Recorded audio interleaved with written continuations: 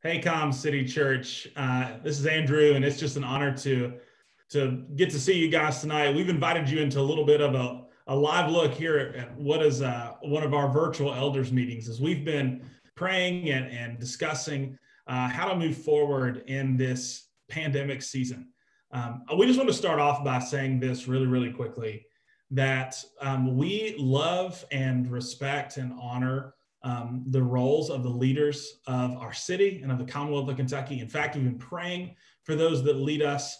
It's been high on our priority list because we know it's a difficult job, and it's especially difficult to navigate those waters in this specific season. In fact, we know that Andy Bashir has made some suggestions for churches and for really a lot of the walks of life of people in the Commonwealth. And it's not to be a restrictive person. It's for the care and the provision of care for the entire Commonwealth of Kentucky.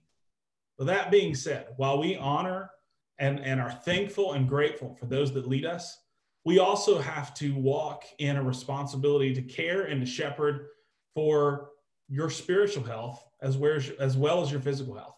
In fact, as elders, we are asked by the Lord, by his word, to be spiritual caretakers of the flock. And so we're going to walk forward and introduce some ways that we're going to be doing that for you, for us here at Com City Church. Thanks, Andrew.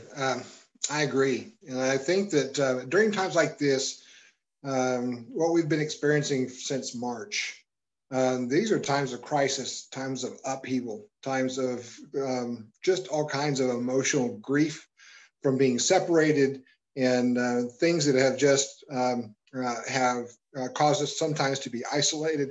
And so in some ways, we feel like that we're a spiritual hospital and a necessary service. It's one of the words that the governor used previously. And so just as a spiritual support, emotional support. And so we want to be there for our community. We want to be there for our church members, for those who participate at Commonwealth City Church and call her home. And so we want to make ourselves available to you. Yeah, and we realize that our situation is pretty serious around the state right now. However, in talking this through, if health clubs and gyms can open at 33% capacity, and that's still a safe environment, we're averaging somewhere between 20 and 25% of capacity at Commonwealth right now. So, and you guys have been rock stars when it comes to the mask mandates. And we're going to do some additional things as far as trying to keep everyone safe.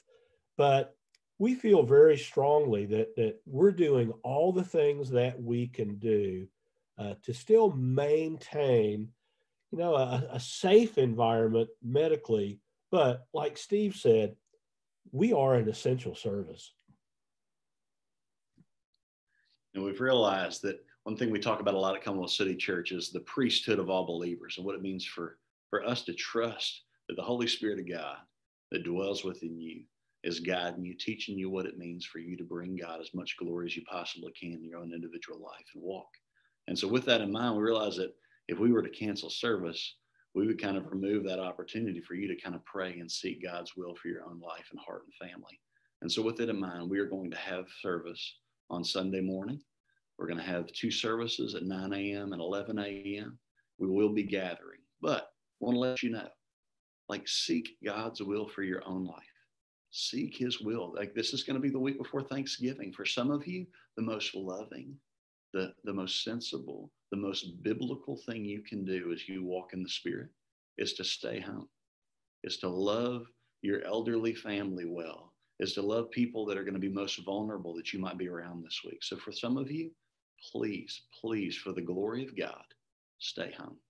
And for some of you, you recognize it. For you to gather, to not forsake the assembling of yourselves together, like the writer of Hebrews recommends, that to gather with the body of believers on Sunday morning is going to be the best way that you can please the Father. And so we trust you. We trust you to hear the Lord, to walk in the Spirit, and for him to guide you as to what it looks like for you to obey him.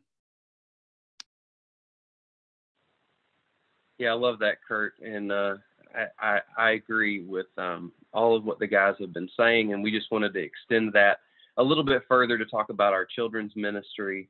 And I love giving the opportunity for the families to make those calls themselves. And I know many of the families that have been attending service have been staying for our Sunday school program, and I just want to extend that freedom to you guys as well, to recognize that you have the freedom to make that decision. I recognize that some of you might be more nervous, especially going into the holidays and those sorts of things. And so we just completely want to give you the freedom to make that decision. But right now we do continue to plan to have our story and teach our lessons with the kids' time as well. We are going to make some